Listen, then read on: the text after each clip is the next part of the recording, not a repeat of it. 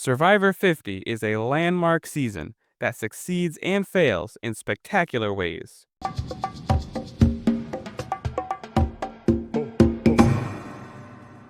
Welcome to Joe Island. Today we will be scoring Survivor 50 out of 30 total points. Each category will be worth 10 points each. These categories are production, cast, and entertainment. This will help me to decide where the season ultimately lands. There will be spoilers ahead, so I recommend watching the season and then coming back for this video. And with that, let's begin. This season has a theme in the hands of the fans, allowing people to vote on each game mechanic implemented throughout the season. Fans are given a choice between a few options, such as voting on whether or not the season should contain idols. While the concept was unique, the wording of certain descriptions for voting options were biased, tending to lean toward what the production team likely wanted for the season. However, I am glad they implemented this theme, and it is far better than no theme attached at all. This does break the trend set by New Era seasons and actually features a theme. The last season to do so was Winners at War, a whopping 10 seasons ago. The theme has not been done before, which makes the season feel new rather than a repeat of one prior. I will give credit to the production team for implementing new twists this season, whether or not these twists produce satisfying results. The season featured all returning players, specifically 12 from seasons 1 through 39 and 12 from the New Era. While I do think their proportions are very skewed, everyone that was brought back was well known in their own right. They split the cast up into 3 separate tribes of 8, a division we have come to get used to in the New Era. They brought back Exile Island, an old relic from the earlier seasons of Survivor. I was very excited to see it return, where it played an important role in both the premiere and again at the merge. The post-merge also included other twists in succession, including the pairs twist. Basically had every tribe mate pair up with someone for an upcoming challenge. The pair that won immunity were both safe, and everyone had to vote for a pair to send home. This was an excellent addition to the season, and I do hope they bring it back in the future. Notably, there were several celebrity cameos throughout the season that either appeared or had their name on an advantage. These include the likes of Billie Eilish, Zach Brown, Jimmy Fallon, and Mr. Beast. Half of these celebrity cameos succeeded, the other half largely failed. Starting off with the Billie Eilish Boomerang Idol. She explained her role in more depth during an episode of Amy Poehler's Good Hang podcast, where it became clear that she was not heavily involved in the process. The idol itself did present the players with a compelling dilemma. Do they send the idol to a potential ally to curry favor, or send it to someone they believe would be voted out? I do appreciate this twist in the idols in the season, even if Billie Eilish was barely involved in its creation. Unlike Billie Eilish, Zach Brown actually appeared on the show during our award challenge. He received an abundance of airtime despite his minor role in the season. This inevitably cut into other players' edits, noticeably Tiffany, who had accumulated less confessionals up to that point in the season than Zach Brown had in just one episode. At that point, you might as well just give Zach Brown a buff and cast him on the season. A cameo that was not worth the inclusion. Jimmy Fallon did not suffer a similar fate, and did not appear on the island. Instead, he left a note for his advantage. The One in the Urn twist had a player go on a journey, where by completing a challenge they gain the ability to place an additional vote preemptively in the urn before returning to camp. If they lose, they have to vote for themselves and announce the tribe that they are doing so.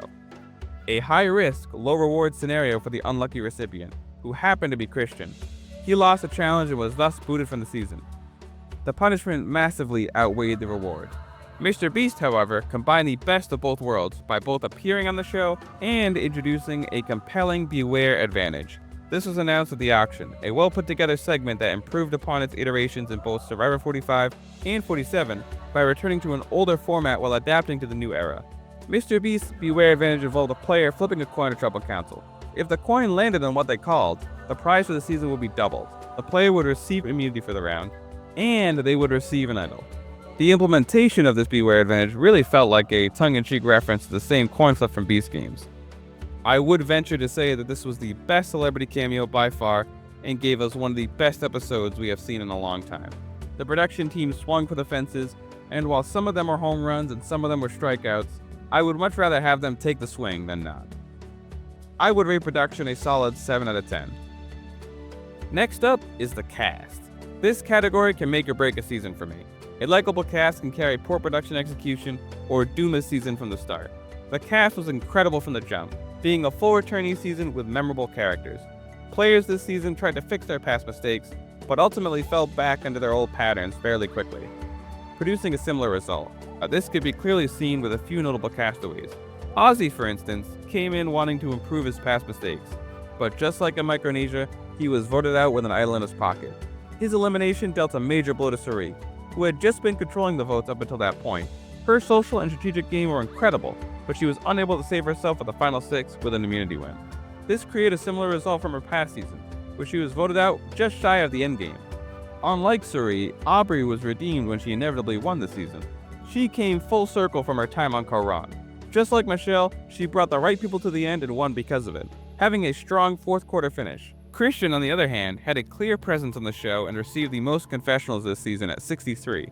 He was the strategic force that had his hand in every vote out in the pre-merge. Despite his bad luck of losing immunity challenges, he was able to navigate his way to the merge, where Jimmy Fallon and Suri gave him the boot.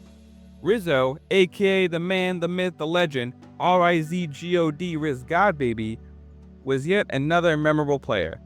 He decided to play the same game he did in 49 and got the exact same result because of it.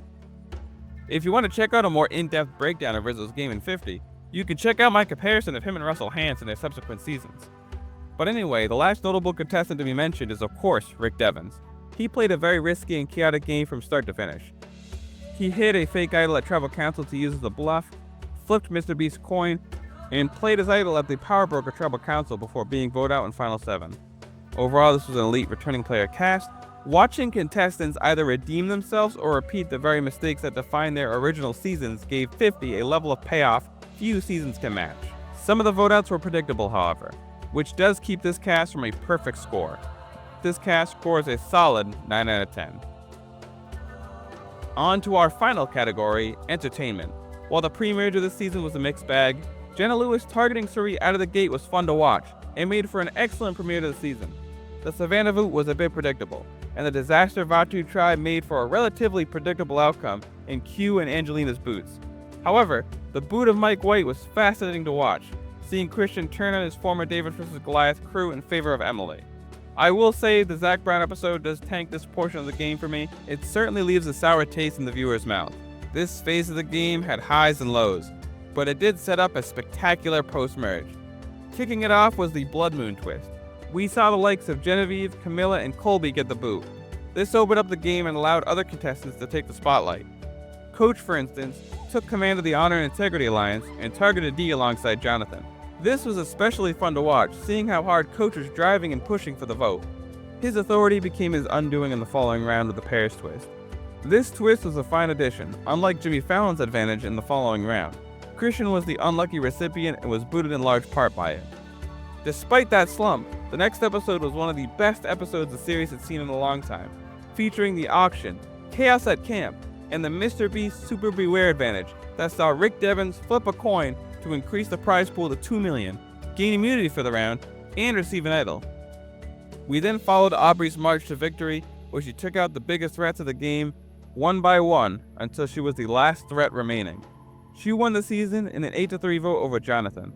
Overall, the season was very entertaining despite a few low points. Entertainment scores a 7 out of 10. So that puts Survivor 50 at 23 out of 30. It will definitely be a memorable and landmark season for Survivor. The cast was strong, the post-merge had some jaw-dropping moments, and featured new twists and advantages that I would like to see return at some point in the future. A handful of production decisions and some predictable vote-outs kept Survivor 50 from reaching the top tier. I am optimistic about the open era, and I do hope they take the time to reflect on what worked in 50. Now, if you want to see the other video I recommended called Riz God vs. Russell Hantz 2.0, click this video right here. I'll see you over there.